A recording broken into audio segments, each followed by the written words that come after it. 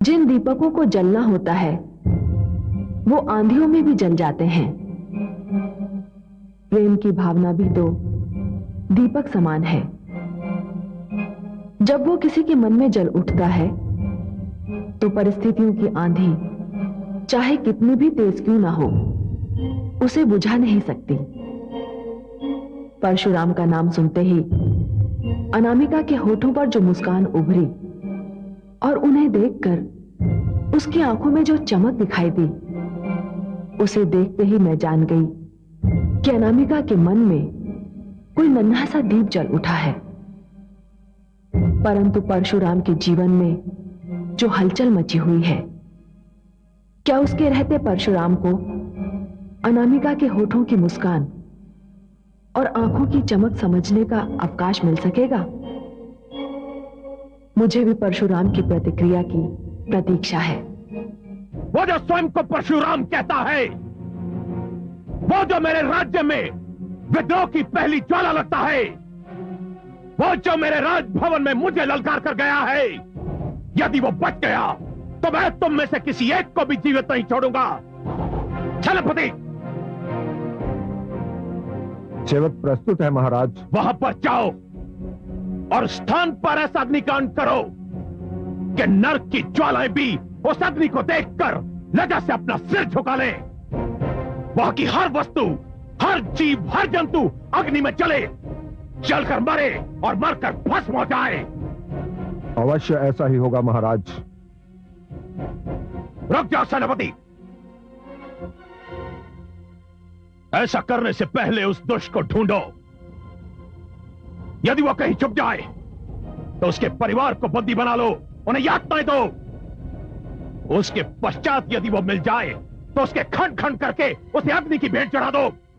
मैं ऐसा ही करूंगा महाराज। ऐसा ही करना होगा सेनापति। यदि हमने ऐसा नहीं किया तो एक समानांतर शक्ति हमारे सामने सर्प की भांति फन फैलाकर तन जाएगी। इससे पहले कि वो फन ताने, उसे रगड़ रगड़ कर मार डालो। जी महाराज।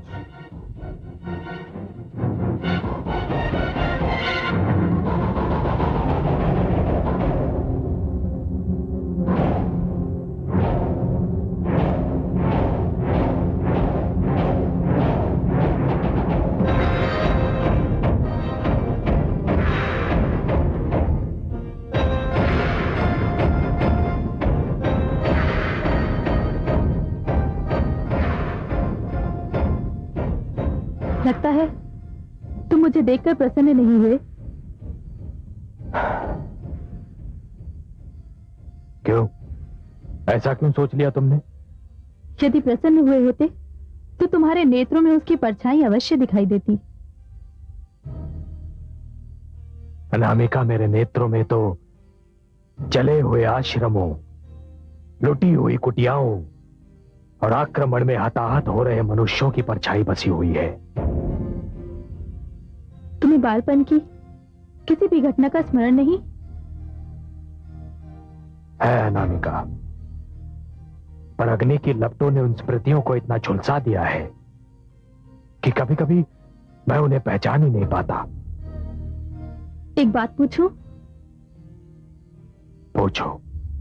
तुम तो भृगुवंशी राम थे, परशुराम कैसे बन गए? हाँ अनामिका, जन्म ने मुझे भृगुवंशी राम बना दिया था, पर परिस्थितियों ने मुझे परशुराम बना दिया। अब इतने से उत्तर से तुम्हारी संतुष्टि नहीं होती तो मेरे पास कोई दूसरा उत्तर है भी नहीं। राम, अपने नाम की भांति तुम भी बदल गए हो। लगता ही नहीं तुम वही हो जिसके साथ मैं बालपन में खेला करती थी। वो कोई और था और आज जो मेरे सामने है वो कोई और। हाँ देवी, जिसे तुमने बालपन में देखा था वो एक बालक था, भोलेपन और चपलता का सुंदर सम्मिश्रण। परंतु जो आज तुम्हारे सामने खड़ा है वो कोई व्यक्ति नहीं है। फिर कौन है? एक अभियान। हाँ देवी, भृगुवंशी राम एक व्यक्तित्व था, परशुराम एक अभियान है। जिस दिन यह अभियान समाप्त हो जाएगा उसी दिन परशुराम भी समाप्त हो जाएगा। देवी तुम बहुत अच्छी हो, बहुत सुंदर, बहुत कोमल। विश्वास करो, यदि कभी तुम्हें दुख पहुंचा तो मुझे भी दुख होगा, पर मुझसे कभी कोई ऐसी आस न लगा बैठना जिसे पूरा करना मेरे वश में ना हो।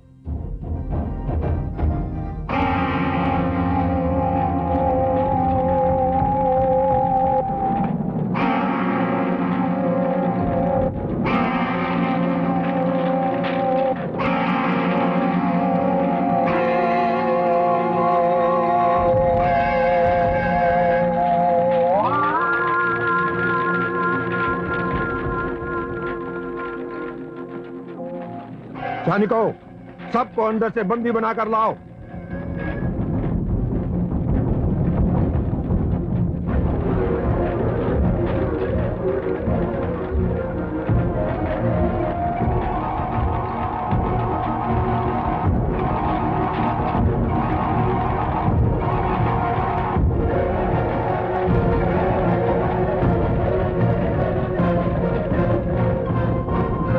राम राम राम राम, सहस्त्रार्जुन के सैनिकों ने आश्रम पर आक्रमण कर दिया है।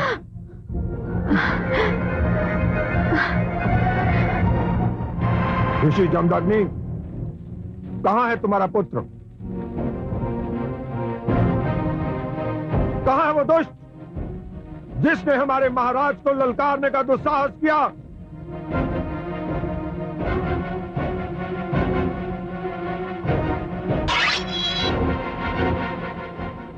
यदि तुम लोगों ने अपने मुख नहीं खोले तो मैं तुम सबको चुन चुन कर मार डालूंगा। बताओ कहां है वो? यहां हूं मैं।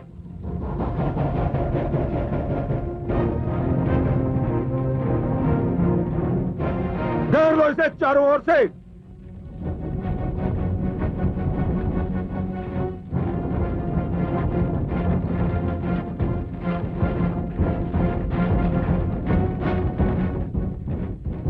अब जबकि तुमने मुझे चारों ओर से घेर लिया है, मेरे परिवार को मुक्त कर दो। मैं इतना मूर्ख नहीं हूं नवयुवक। मैंने तुम्हारे विषय में बहुत कुछ सुन रखा है। मैंने तुम्हारे परिवार को इसलिए बंदी बनाया है कि यदि तुम कोई संकट खड़ा करने का दुस्साहस करो तो इन सब का वध कर दिया जाए।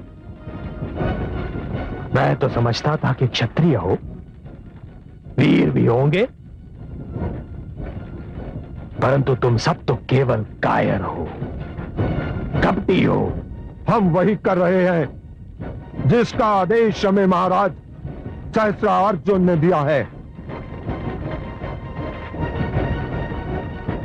अनुचित आदेश का पालन उतना ही अनैतिक होता है जितना कि स्वयं अनुचित आदेश। यदि तुम्हारे राजा सहस्त्रार्जुन को अनुचित आदेश देने का दंड मिलेगा तो तुम सबको भी उस अनुचित आदेश के पालन करने का दंड अवश्य मिलेगा और बार बार मिलेगा। सैनिकों, रुक जाओ। तुम एक शिक्षक की संतान हो पुत्र, तुम शिक्षक हो। मैं शिक्षक की संतान अवश्य हूं पिताश्री, परंतु शिक्षक कदापि नहीं हूं। नहीं पुत्र, हट मत करो। मैं नहीं चाहता कि आश्रम की भूमि मानव रक्त से रंगी जाए। तुम आत्मसमर्पण कर दो पुत्र। आत्मसमर्पण?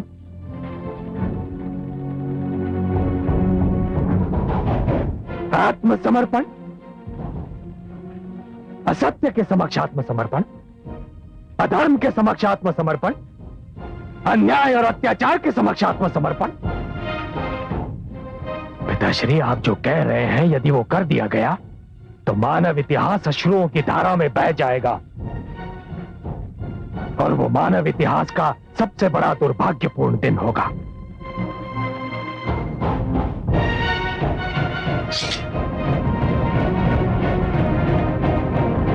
आत्मसमर्पण नहीं करूंगा। यह इस तरह नहीं मानेगा। खंड खंड कर दो इसके।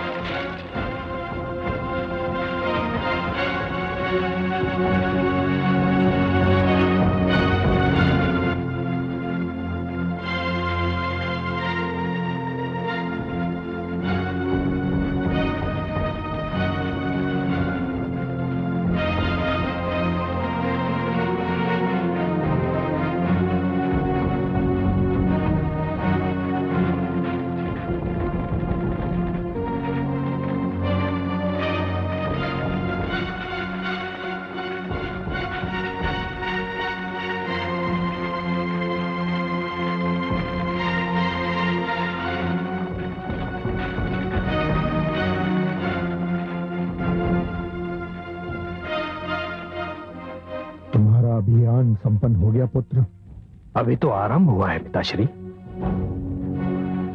किंतु हां, पहले दिन का कार्य अवश्य पूरा हो गया। पहले दिन का नहीं, अंतिम दिन का।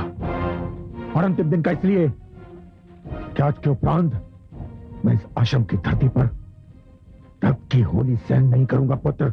चाहे हम आक्रमण और प्रहार के लक्ष्य क्यों न बन जाएं? हाँ पुत्र, चाहे हम आक्रमण और प्रहार के लक्ष्य क्यों न बन जाएं, क्योंकि कर्म की परीक्षा साधारण स्थिति में नहीं होती। कोई मनुष्य अपने कर्म का कितना बड़ा साधक है कि उसी समय ज्ञात होता है जब उसे असाधारण और असुविधाजनक स्थितियों ने घेर लिया हो। परंतु पिताश्री, मुझे बोलने दो, आज मुझे बोलने दो पुत्र। हमारे जन्म ने हमारे अस्तित्व के साथ एक विशेष कर्म को जोड़ा है, और वो कर्म हमारे अस्तित्व के साथ उस समय तक जुड़ा रहेगा जब तक कि हमारी नसों में रक्त का प्रवाह और हमारे शरीर में प्राणों की उपस्थिति शेष है। और ये कर्म क्या है?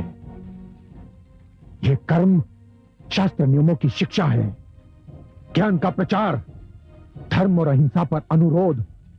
यही हमारा कर्म है पुत्र, और यही हमारी परंपरा है। और मैं इस परंपरा को अपने नेत्रों के सामने कभी टूटते नहीं देख सकता।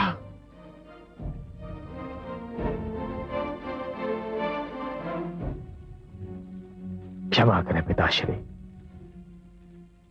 वो परंपरा जो हिंसा के समक्ष सिर झुकाना सिखाती है, वो परंपरा जो आतंक से दब जाना सिखाती है, वो परंपरा जो अन्याय, असत्य और अत्याचार को चुपचाप सह जाना सिखाती है, उसे बदलना चाहिए, उसे टूटना चाहिए पिताश्री।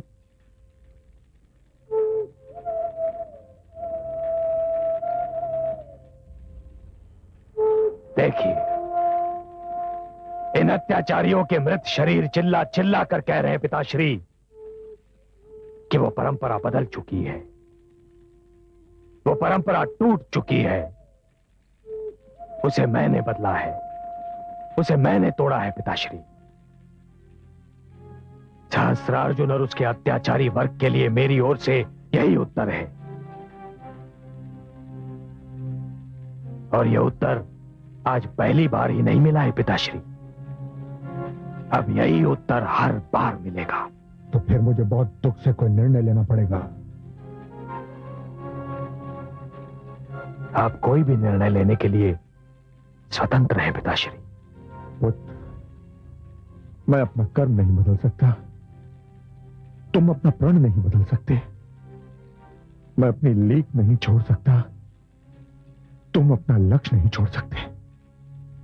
ऐसी स्थिति में हम दोनों के लिए यही उत्तम होगा कि हम अपने अपने मार्ग चुन लें।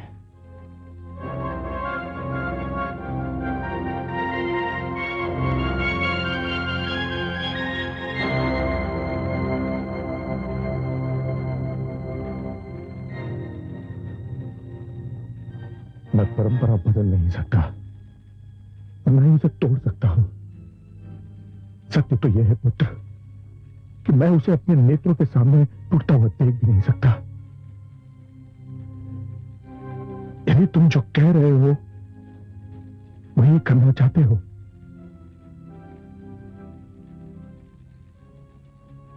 तो पुत्र फिर तुम्हारा इस आश्रम में कोई स्थान नहीं। तुम्हें यह आश्रम छोड़कर जाना होगा पुत्र, छोड़कर जाना होगा।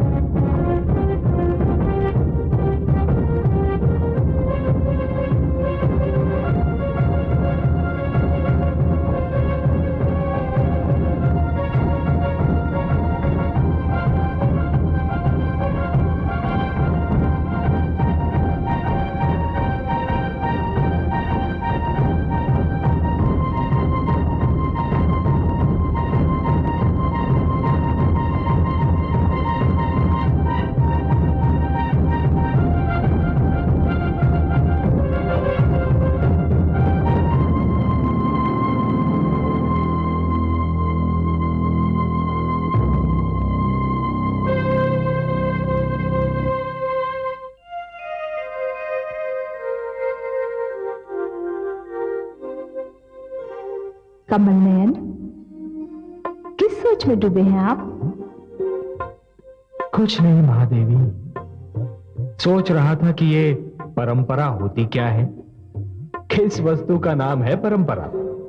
हे कमल नयन, आप ही तो शब्दों के रचयिता हैं, भाषा के स्रोत हैं। आपके सामने मैं क्या मुंह खोलूं?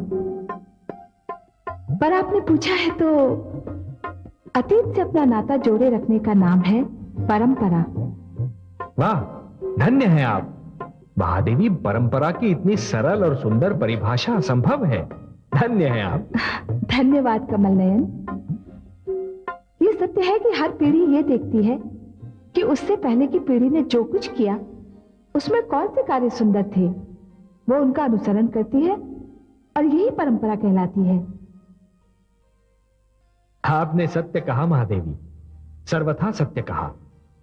बड़ों का आदर करना, छोटों से प्रेम करना, माता पिता की आज्ञा का पालन करना, एक दूसरे के अधिकारों का सम्मान करना, ये सब वो सुंदर परंपराएं हैं जो पीढ़ियों से चलती आ रही हैं और आगे चलती भी रहनी चाहिए।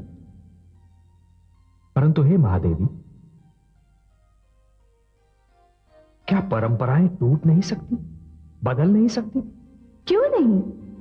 हे कमल नयन, मानव जाति को चाहिए कि हर युग में समय की कसौटी पर परंपराओं को कसती रहे और उसके अनुसार उनमें परिवर्तन करती रहे, क्योंकि परंपराओं को आडंबर में बदलते देर नहीं लगती।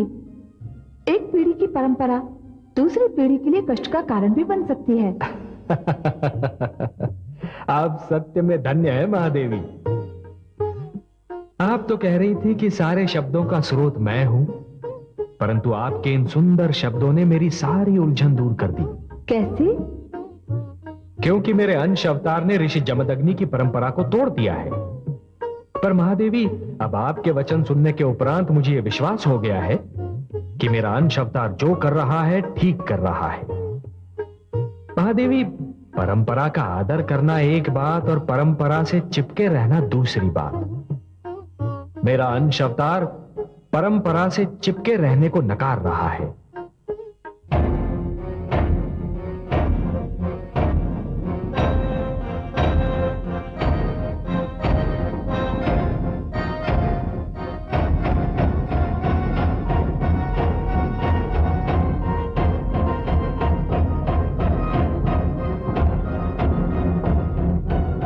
यदि तू मुझे अपनी पराजय का समाचार सुनाने आया है तो वो समाचार मैंने सुन लिया है।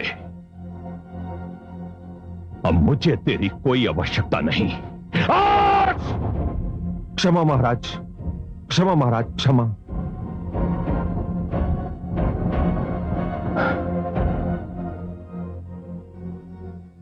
क्षमा तुम्हें तब मिलेगी सेनापति, जब परशुराम का कटा हुआ सिर मेरे चरणों में होगा।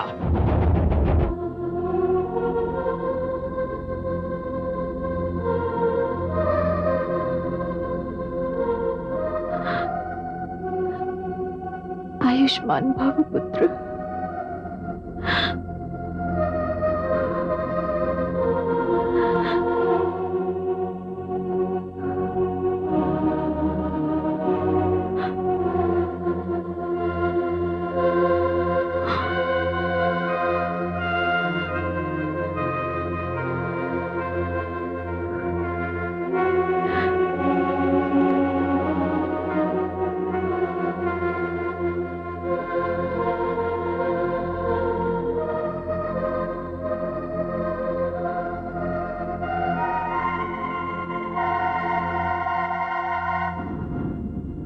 राम,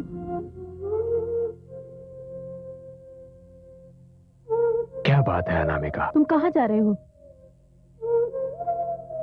ये तो मैं भी नहीं जानता। मैं वो पथिक हूं अनामिका जिसे अपने लक्ष्य का ज्ञान तो है, परंतु अपने मार्ग का ज्ञान नहीं है। मेरी दशा सर्वथा विपरीत है। अर्थात? मुझे अपने मार्ग का ज्ञान है, किंतु लक्ष्य का नहीं। मैं उस मार्ग पर चल सकती हूँ, किंतु लक्ष्य तक पहुंच नहीं सकती। न मुझे यह अधिकार है कि मैं तुमसे कहूं रुक जाओ, मत जाओ, और न यह अधिकार है कि मैं तुमसे कहूं कि तुम जहां जा रहे हो मुझे भी अपने साथ ले चलो। अनामिका, नहीं, मैं तुमसे कोई अधिकार मांगने नहीं आई। मैं तुम्हें सिर्फ इतना बताने आई हूं कि मैं तुम्हारी प्रतीक्षा करूंगी जब तक ये श्वास चलता रहेगा और इन नैनों के दीप जलते रहेंगे। अनामिका, मेरी एक बात मानोगी? नहीं, मैं तुम्हारी कोई बात नहीं मानूंगी। मैं जानती हूँ तुम क्या कहना चाहते हो, तुम यही कहना चाहते हो ना कि मृग तृष्णा को सरोवर मत समझो? कि तुम्हें क्या करूं? यही मृग तृष्णा तो मेरी आस की प्यास बुझाने का साधन है।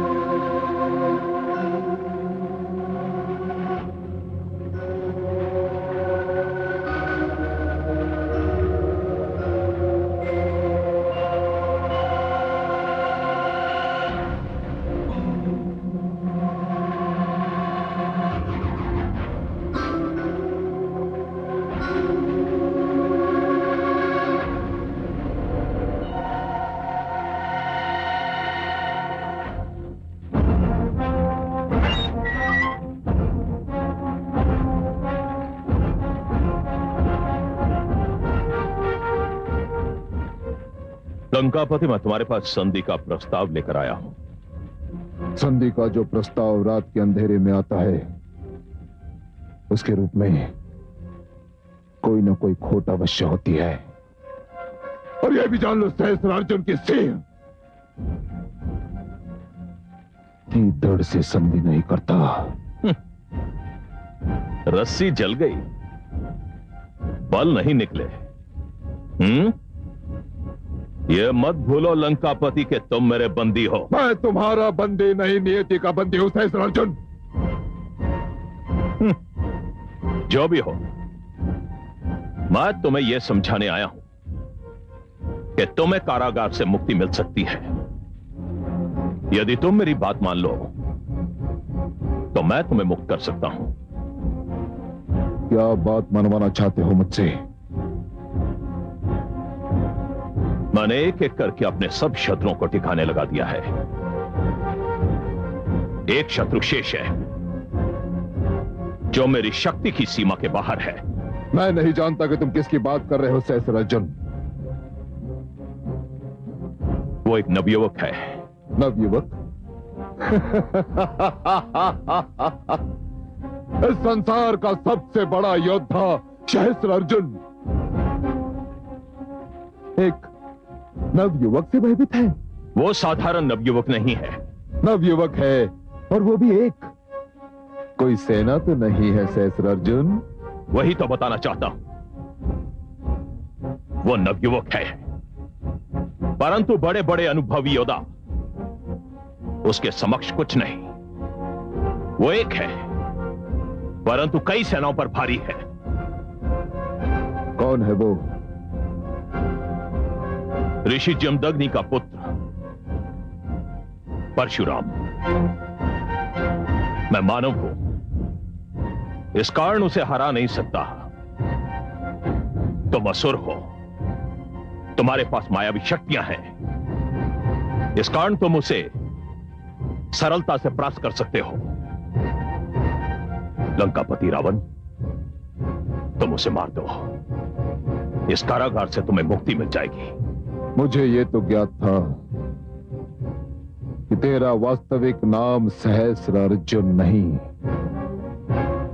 तेरा वास्तविक नाम कार्तिवीर्य है। किंतु मुझे यह ज्ञात नहीं था कि तुझ में कुछ भी वास्तविक नहीं। सहस्त्रार्जुन, तू सिर से लेके पांव तक छल, कपट और कायरता की मूर्ति है। मैं असुर अवश्य हूं सहस्त्रार्जुन, किंतु मैंने ऋषि पुत्र के रूप में जन्म लिया है। और तू एक ऋषि पुत्र से दूसरे ऋषि पुत्र का वध करने की बात कह रहा है? यह संभव नहीं है, यह असंभव है सहस्त्रार्जुन। तो फिर सड़ता रहे सारा जीवन इस कारागार में और टकराता रहे अपना सिर इन पथरीली दीवारों और लोहे की छड़ों से, तो सारा जीवन सूर्य का प्रकाश नहीं देख पाएगा। धिक्कार है उस प्रकाश पर जिसमें तेरा कुरूप चरित्र स्पष्ट रूप से दिखाई दे। धिक्कार है। तू मूर्ख है, किंतु कायर नहीं सहस्रार्जुन, कायर नहीं। चला जाओ यहां से, चला जाओ।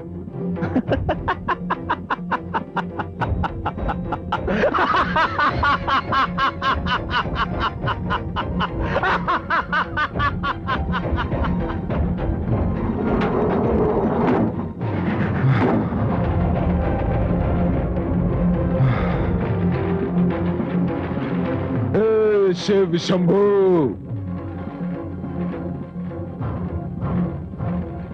मुझसे अवश्य कोई भूल हुई है जिसका दंड मुझे मिल रहा है। दंड दे लीजिए शिव शंकर, परंतु ऐसे नीच और कायर का बंदी बनाकर अपने भक्त का अपमान मत करवाइए। मुझे क्षमा कर दीजिए, मुझे क्षमा कर दीजिए।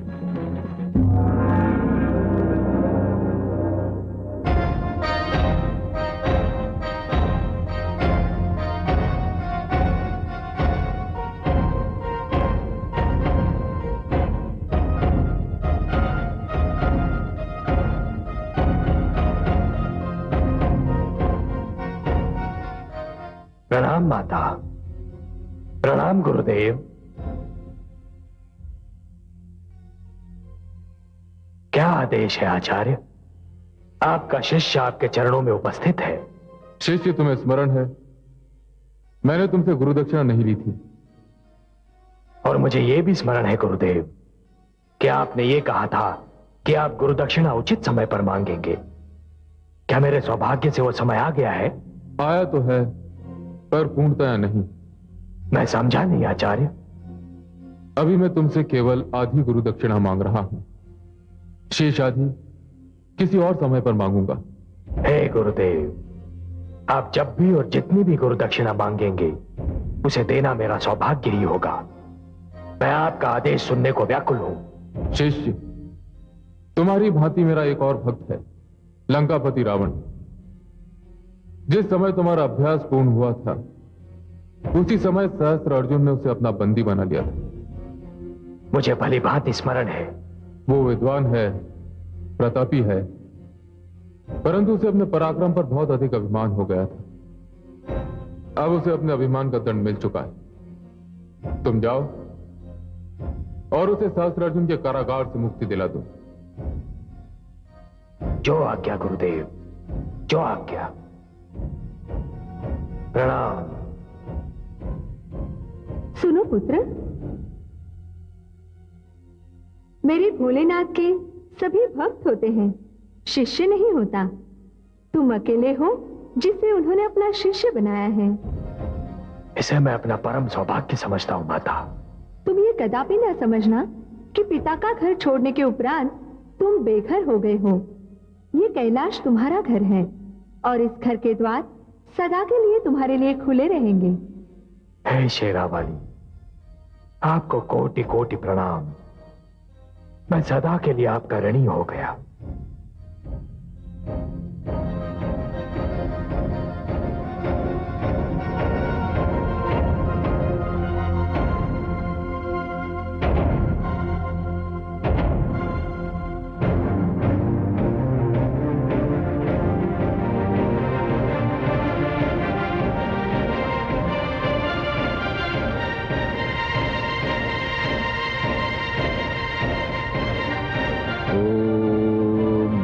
शिवाय, ओम नमः शिवाय, ओम नमः शिवाय, ओम नमः शिवाय।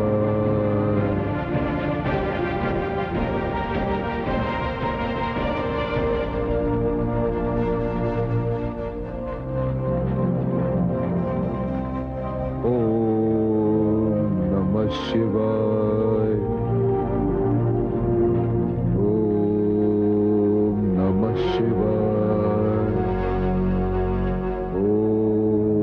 शिवाय। लंकापति की जय हो। हमने इस कारागार से निकलने का मार्ग ढूंढ निकाला है। हम यहां से निकल सकते हैं और किसी को हमारे भागने की सूचना भी नहीं मिलेगी। और जब तक प्रहरियों को सूचना मिलेगी तब तक हम बहुत दूर निकल चुके होंगे। ये सुनहरा अवसर हमें फिर नहीं मिलेगा। लंकापति, हम चाहते हैं कि दुष्ट सहस्त्र अर्जुन के कारागार से आप भी हमारे साथ भाग चलें। क्या तुम लंकापति रावण को भागने का परामर्श दे रहे हो? तुम इसका साहस कैसे हुआ? क्या तुम चाहते हो कि इतिहास लंकापति रावण का यूं स्मरण करे कि वो ऐसा राजा था जो चोरों के साथ चोरों की भांति इस कारागार से भाग गया था? फिर तो सारा जीवन आपको इसी कारागार में रहना होगा। रह सकता हूं, मैं रह सकता हूं।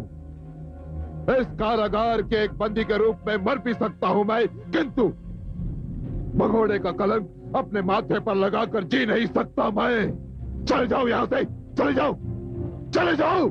चलो चलो चलो। हे शिव शंकर, ओम नमः शिवाय।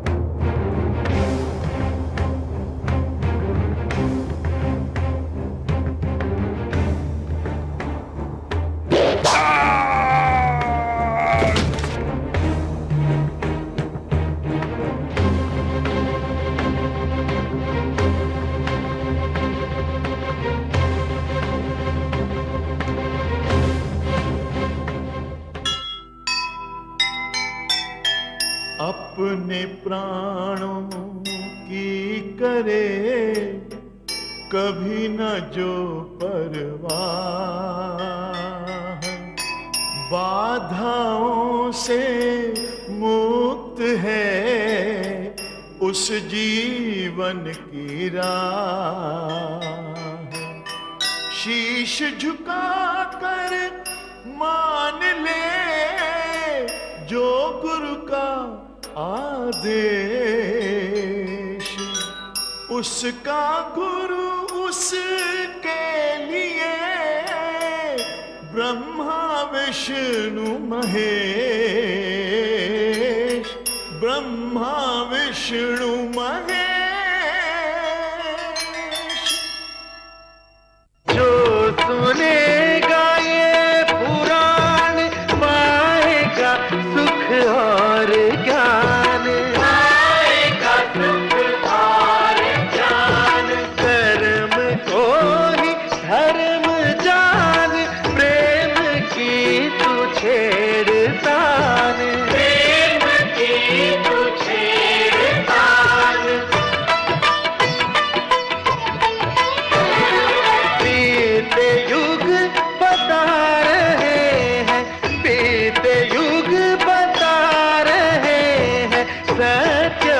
पे चल